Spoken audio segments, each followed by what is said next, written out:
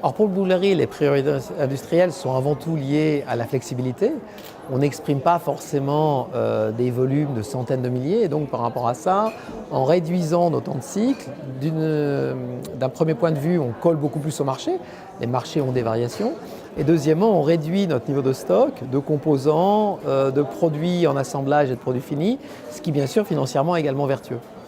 Pour une marque horlogère, rationaliser les composants, c'est intéressant si les volumes de chaque série sont très importants.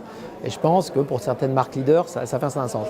Dans le cas de Bulgari, on est une marque plus de spécialité, on raisonne plus en dizaines de milliers, ce qui est déjà important, mais pas suffisant pour vraiment justifier une homogénéisation des produits qui pourrait être au détriment d'une certaine créativité. Donc on privilégie la créativité et donc par rapport à ça, la flexibilité industrielle est plus intéressante pour nous qu'avoir les mêmes composants dans tous les mouvements, ce qui briderait vraiment notre innovation.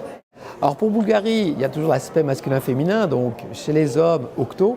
Le succès d'Octo, au-delà de la considération des grands prix gagnés, donc le Grand Prix d'horlogerie, a été commercialement une aventure extraordinaire qui continue d'ailleurs en 2018.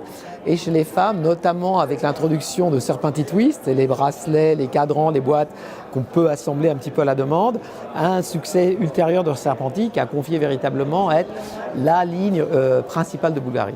Alors pour Bulgari 2018, ça va être de nouveau bien sûr une histoire d'Octo, une histoire de Serpenti, mais aussi une histoire de Lucia. Lucia est une série récente, une collection qu'on a présentée en 2014 et qui cette année, avec l'arrivée de la nouvelle collection Tubogas, la collection Squelette, va être amenée à avoir un développement que je pense va être le plus élevé de toutes nos lignes et se rapprocher de Serpenti, sachant qu'on veut vraiment deux lignes féminines principales.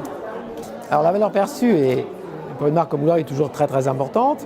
D'un autre côté, il faut que la valeur réelle de l'objet qui est liée à son artisanat, qui est liée à sa bienfaçon, à sa qualité et aussi à son intemporalité soit aussi objectivement très forte. Donc on est toujours bien sûr entre une certaine valeur perçue mais aussi une valeur réelle, objective, qui est quelque part pour des achats de 10 000 francs suisses et plus va être quand même très importante.